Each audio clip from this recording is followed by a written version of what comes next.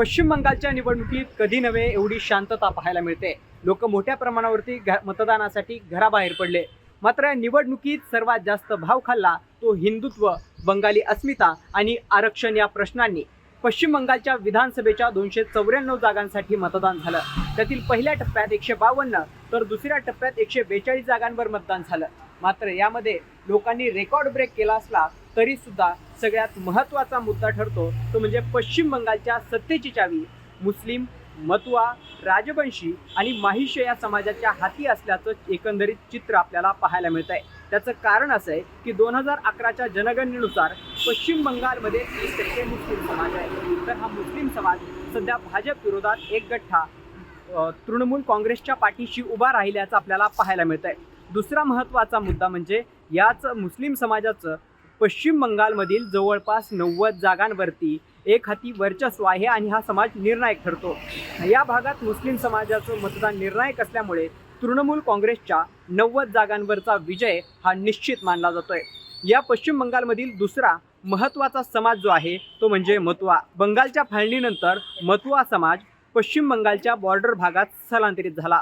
सध्या NRCच्या मुद्द्यावरती 2019 मध्ये हाच समाज भाजपच्या पाठीशी ठामपणे उभा राहिला होता।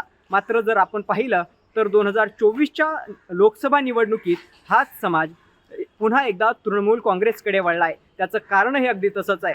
पश्चिम बंगालमध्ये झालेल्या SIR मध्ये या समाजातील मोठ्या प्रमाणावरती लोकांची नावं वगळण्यात आल्याचं आपल्याला पाहायला मिळालं।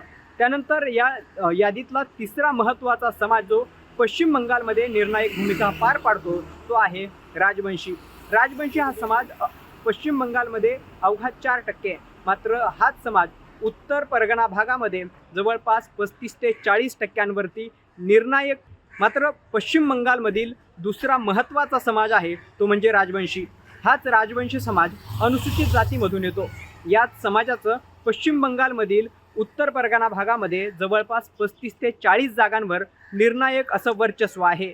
हा समाज निर्णायक भूमिका पार पाडतो। या समाजाची लोकसंख्या 4% असले तरी सुद्धा या समाजाचं जे काही निवडणुकीमध्ये महत्त्व आहे ते प्रचंड असल्याचं आपल्याला पाहायला मिळतं आहे। याबरोबरच पश्चिम बंगालमधील तिसरा महत्त्वाचा समाज जो ठरतो तो म्हणजे माहिष्य समाज। याच समाजातून शुवेंदू अधिकारी येतात। हा कृषक समाज असल्याचं पाहायला मिळतं।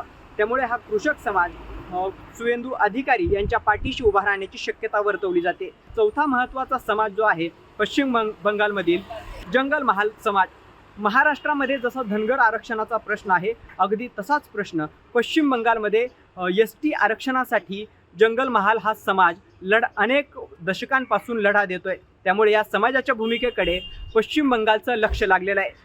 जो पक्ष त्यांना पाठिंबा देईल त्या पक्षाच्या पाठीशी ठामपणे उभे राहण्याची भूमिका जंगल महाल समाजाने घेतली आहे। त्याबरोबरच जंगल महाल समाजासाठी आणि एकंदरीत आदिवासी समाजासाठी पश्चिम बंगालमध्ये ममता बॅनर्जींनी अनेक योजना राबवल्याचं पाहायला मिळत आहे। त्यामुळे हा समाज ममता बॅनर्जींच्या पाठीशी ठामपणे उभा राहण्याची शक्यता सुद्धा वर्तवली जाते। बरोबरच जर आपण पाहिलं तर खरं तर 2021च्या निवडणुकीमध्ये TMCने 48% इतकं मतदान घेतलं होतं तर भाजपला 38% मतदान मिळालं होतं। आता सध्या झालमुडीचा विषय अस्मितेचा बनवला जात असला, मछलीचा विषय अस्मितेचा बनवला जात असला तरी सुद्धा आरक्षण आणि इतर महत्त्वाचे प्रश्न जे आहेत ते सुद्धा या निवडणुकीमध्ये उचल खाताना दिसत आहेत।